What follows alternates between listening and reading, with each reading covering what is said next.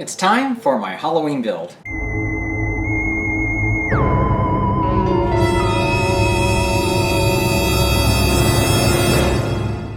Well, hey everyone, and welcome back to another Initiative Modeler. So getting started here with my Halloween build. This year it's going to be a Jack Skellington Book Nook. This is going to be a gift for a friend of ours. My wife and I have known this person for many years, and she's a big Jack Skellington fan. Her birthday is just around the corner, so we're going to make this as a gift for her. Now, Book Nooks, if you're not familiar with them, and the first I'd ever heard of them, by the way, is on Boyley's Hobby Time channel.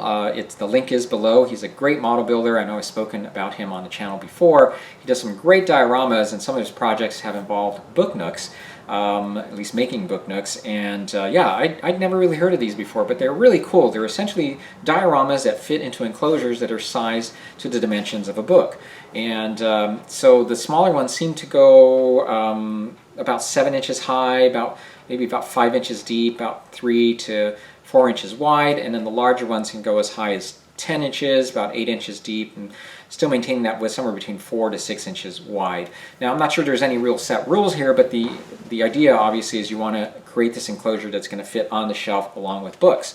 So, so you obviously want to keep the dimensions to somewhere around that size. So my little diorama here is going to feature a figure that I've gotten from CG Trader. I purchased it there, and so we're going to go into that in just a second. The link to the figure is below.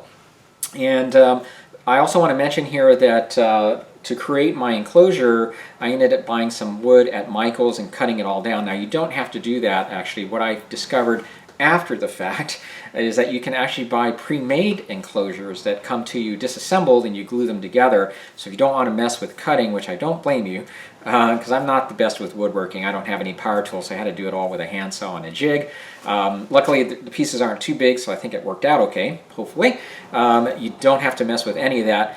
In fact, I'll put a link to one of the Etsy sellers down below, and you can check into that.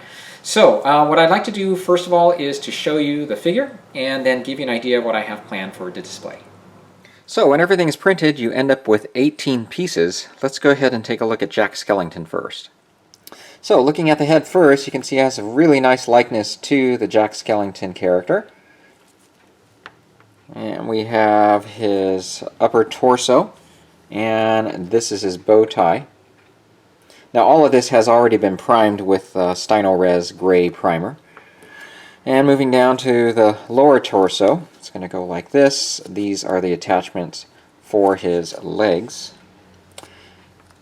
And you can see the attachments, by the way, for his arms here. And then the arms are these two pieces here. Got his hands and the legs and his shoes. And then we have Zero, his dog.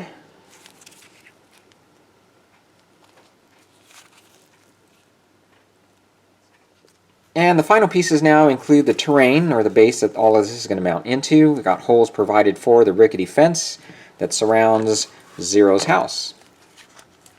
Some really nice texturing here, and you can tell though I did end up with some defects here at the bottom of this print here. I did sand a lot of that away. I don't think that's really going to be all that visible here, just by the way this is going to mount into the display case and the lighting that's going to be providing in the interior. So I think that's going to turn out fine. I'm not going to bother reprinting this piece. And then we've got the cross that fits on top of the house. So I think the designer did such a nice job with mimicking the styling that you see in the film. When all this is put together, I think it's going to turn out great. So I printed out some reference pictures here, and you can see the colors are very basic. Just going to go with grays and do some highlighting and some shading and some washes. And Jack Skellington here, you can tell he's got these white stripes on his outfit, and to paint those in, I decided to give a paint pen a try. I think that'll be easier and have a bit more control versus trying to paint all those in with a brush. So hopefully that'll work out. Alright, let me go ahead and give you some details now about the display case. Alright, so propped up temporarily now are a few pieces from the display case. I have more of them off to the side here, but I just wanted to show you how this is all going to work. what I did was I purchased this wood at Michael's in a pack. I'll put the link below if you're interested. I chose to stain it with a dark stain, and I did have to trim it, by the way, to the dimensions I needed for this project. So let me show you this little schematic I drew up for you, just kind of give you an idea how this is supposed to work. So the figure is going to be mounted about here. Surrounding the figure along the base, I'm going to be using that lightweight clay I used for the TIE Fighter project I just finished to create some additional landscaping around the display base, and I'm going to try to mimic the look of the main display base here so that it all goes together. Now in the back is going to be a drawing or a painting I'm going to be putting onto some styrene plastic. It's going to kind of look like this, and so we'll have a backdrop like that. And I'm going to try and light up the moon here with some SMDs, some warm white SMDs. And in addition, to go along with the rest of it, I'm going to be painting some landscaping along each of the side panels to mimic the look of the cemetery that he's sitting in. And finally, to provide the lighting from above, I'm going to be using some 5mm LEDs. They're all cool white in color. I just happen to have these on hand. I think I'm going to use about 6 of them, and I'm going to tint half of them with Tamiya's clear blue just to add some variation there. One other thing I want to make note of here before we get started is I've been watching a number of YouTube videos now this past week about making book nooks, and I wish I had done that prior to getting started with it all, but it's just kind of the way it worked out. Anyway, I'm going to put a link to one in particular, a gentleman who goes over his experience making these things. So I'll put the link to his video down below, and he actually goes into the different types of woods he's used for these types of projects and give you some great advice about that. So again, the link is below, and hopefully you'll find that helpful. Alright, so I am ready to get started. Let's go ahead and begin. One of the things I found challenging drawing my sketch of the hill was to get the curl to look just right. Since I was satisfied with my drawing, I used my light tablet to help me trace it onto the styrene. Next, I chose to use fabric paint to fill in the hill, and it worked perfectly, allowing for good control, especially with the curl.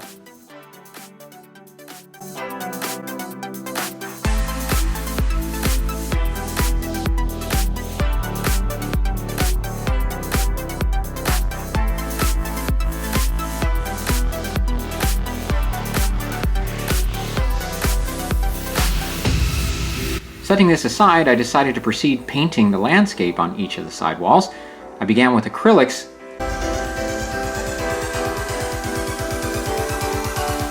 and then sprayed on a mist along the horizon, and proceeded with oil paints for the rest of it.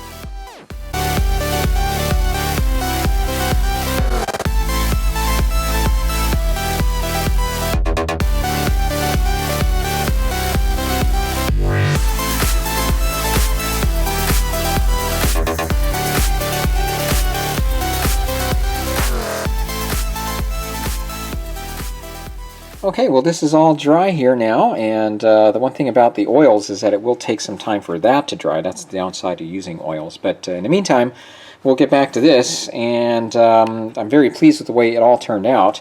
I am eventually going to put a dull coat over this so everything will be nice and even and not so shiny. But in the meantime, I'm actually going to apply some shading here with some paint.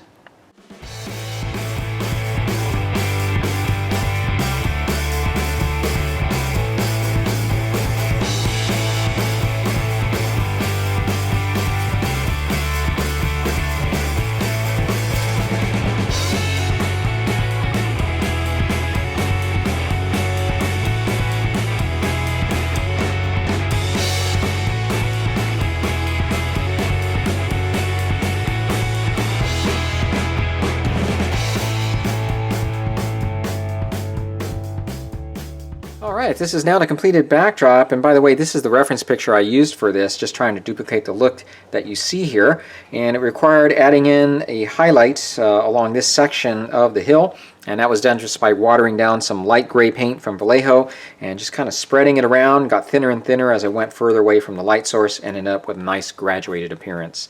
Added in the pumpkins, of course, with the highlights and shadows, and the stone wall. So I think this is all complete. I don't think I'm going to add anything further to this. I'm going to go ahead and set this aside. Let's go ahead and move back now to the walls of our display. Okay, well we now have the two sides completed here, and as you can tell, they look a bit different from when I first started. I allowed those oils to dry, and as you can see here, I went so far as to start painting in the tombstones, got them all painted in, and set that aside while I worked on the figure yesterday evening. And when I came back to it this morning, I was just looking at it thinking, no, it just doesn't match up to the backdrop that I had painted. And as you look at the film, the terrain has been stylized with these grooves. And I meant to paint those in, but the more it evolved, I wasn't quite sure how I was going to work those in. But because I wasn't satisfied with the colors, the purplish color, by the way, was a result of the way the oils mixed together, I decided to repaint this. So I went ahead and mixed in some different shades of gray so that they matched up more with like this bluish gray that I used on the backdrop, and painted in the grooves. So that meant having to revisit the headstones, which I completely repainted on this side, but I was able to save the ones that I had on this side here. And so now that all this is dried and I'm satisfied with the way this is looking, we're going to move on now to filling in the terrain around this piece here. Alright, so I have this temporarily pieced together again just to think this through. So first of all, I have this masking tape at the back side here, and that is where the terrain is going to stop. The backdrop is going to slide in to this point here, and so that's why the terrain is going to stop there. And as you can see in the front section, I have this bar placed here, and that's basically going to be a support for some clear styrene that's going to be sliding in front here. We're going to place one other piece of wood here at the front. So there's going to be a little space in between here and that bar so that it will hold the clear styrene in place. The clear styrene is going to be placed there as a protective window for our display.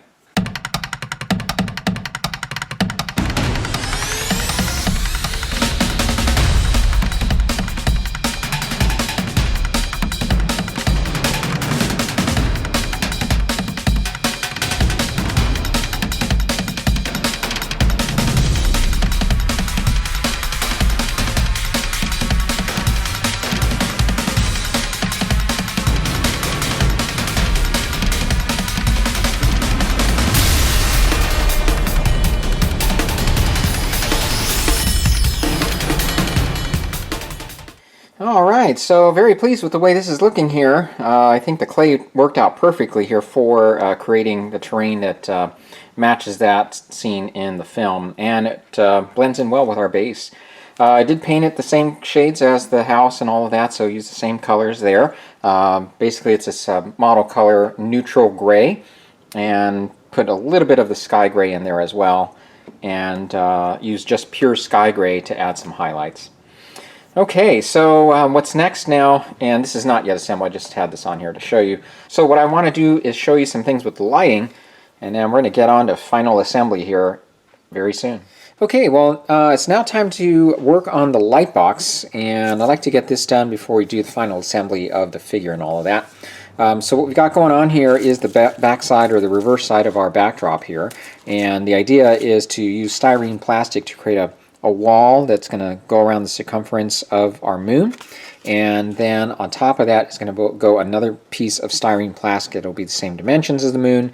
On that back cover is going to be mounted these mega size SMDs I got from Ebony Designs, and this is a 4 LED units, so these are 4 of the mega size SMDs hooked into one, and then within the light box I'm going to stuff that with some cotton to eliminate or minimize any hot spots.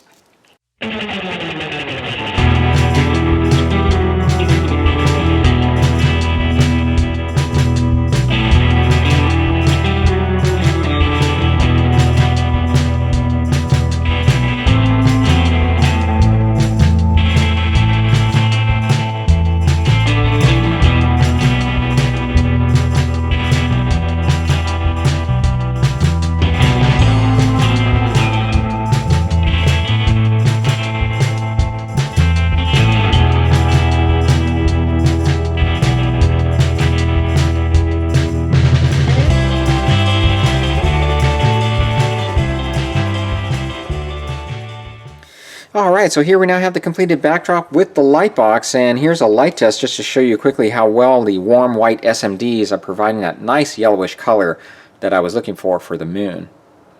Now, one quick thing I wanted to note is that I am no longer using hot glue to secure things. As you notice here, I just use a little bit of super glue to hold it in place before finishing it off with clear Elmer's glue. Hot glue is just one of those things I've just noticed, at least my experience with it has been that a number of things I've secured with hot glue just come undone after a while. I've just kind of moved away from that just to avoid those circumstances. Okay, well, I'm getting ready now to assemble the figure, and the tricky thing is balancing Zero on his arm. So if you look at this picture, he's holding, Zero's floating above his arm there on the right-hand side. And what I decided to do was in order to be able to see Zero a little better, I turned his head a little more this way. So what I'm going to do is, I think the best approach here is to go ahead and secure his arm really well. Now what I typically use is super glue for stuff like this, but I'm going to use actually 2-part epoxy to make sure we get a really good hold here. And then once this is secure, we'll go ahead and glue Zero into place here.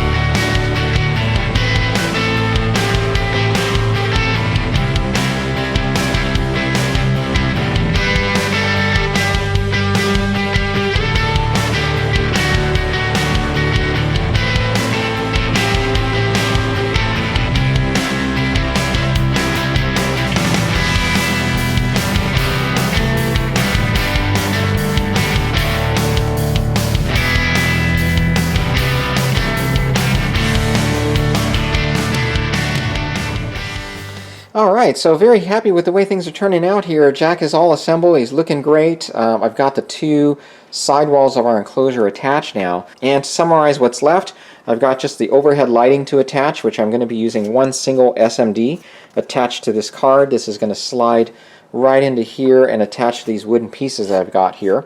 Now I did decide on one single SMD because if you provide any more than that, it really provides a lot of illumination for the foreground, as you can imagine, and it takes away from the yellowish color of the moon. In fact, just the one single SMD does that to some extent. So I'm actually going to provide 2 switches so that you can light them up independently, just in case one would want the display lit up with just the yellow of the moon. But if you want to highlight the character a little bit more, you'll be able to turn on that SMD, and you'll notice, and I'll show you this in the final review, by doing so, it still washes out that effect from the yellow moon a little bit. Alright, so I'm going to go ahead and complete the project now by adding in that lighting, as I said. We'll finish up the backdrop, the switches, and if you recall, I'm going to be putting a clear shield over the front here. So I'm going to wrap everything up now and show you the completed project in just a second.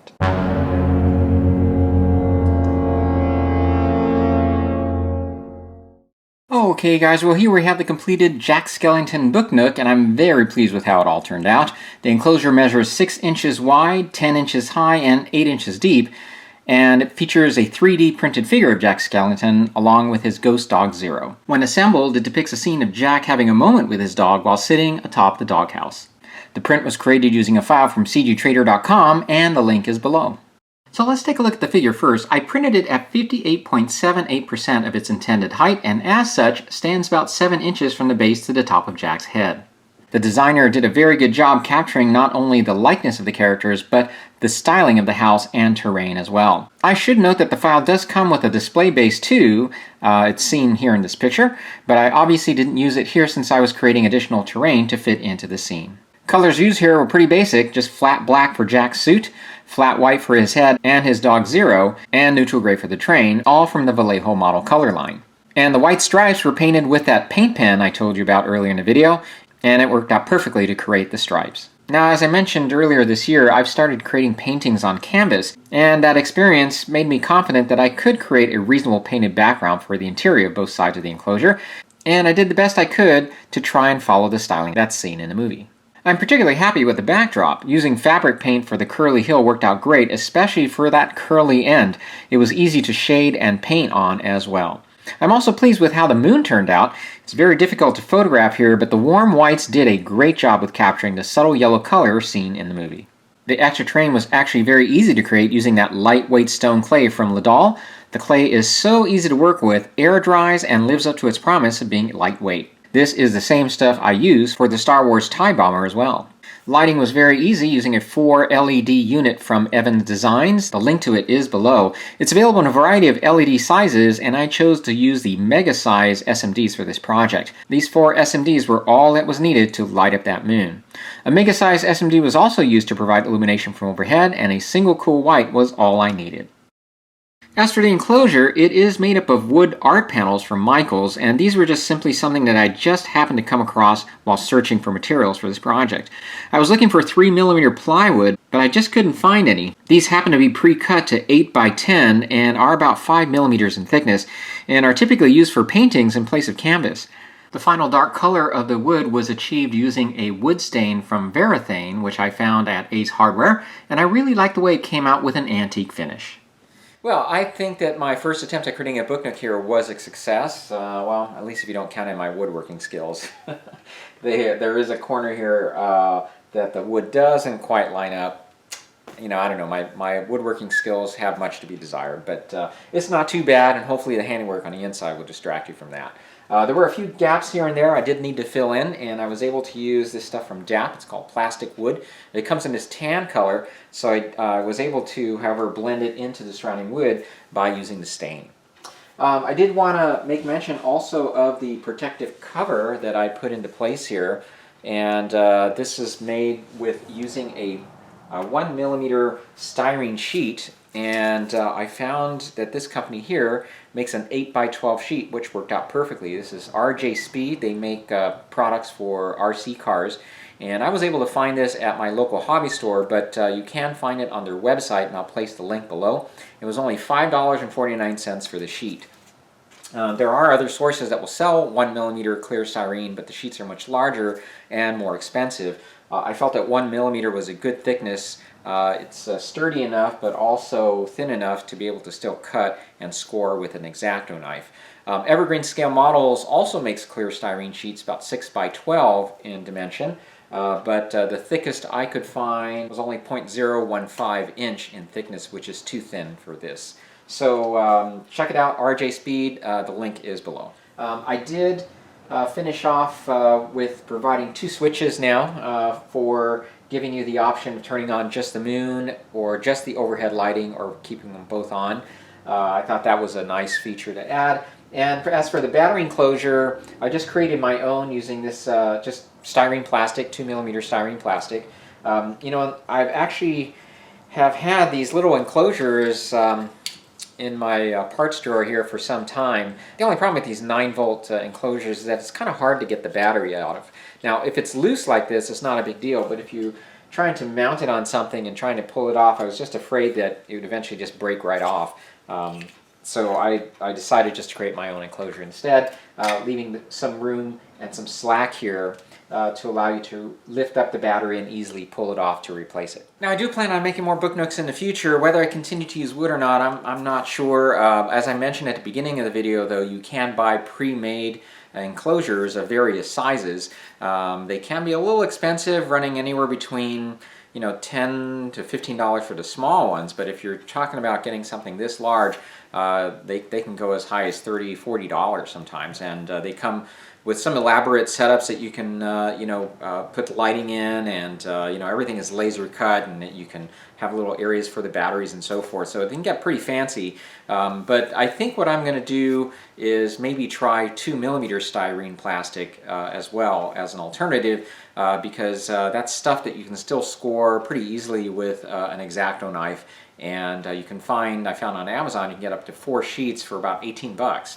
And the sheet's coming around 9.7 by 7 point something inches, which definitely would be large enough to use for most book nooks, bearing in mind, again, this is a larger dimension for a book nook. So I don't know, I'll experiment with a few things, and we'll see how that goes. All right, well, I'm going to wrap it up here, and if you have any questions, feel free to contact me here on my YouTube channel or at illustratormodeler@gmail.com. Coming up then on the channel will be my Halloween edition of Hot Off the Bench. I've gathered a number of models here for the slideshow that are all going to be Halloween themed. We're going to be talking about a product that will help you with building a Halloween themed or a horror type of build. And Mark Fraley and Ken Spriggs are going to join me for that. So stay tuned for that. That is coming up. I'll be posting that right before the holiday. All right, thanks again for watching, and I'll see you then in the next one. Take care.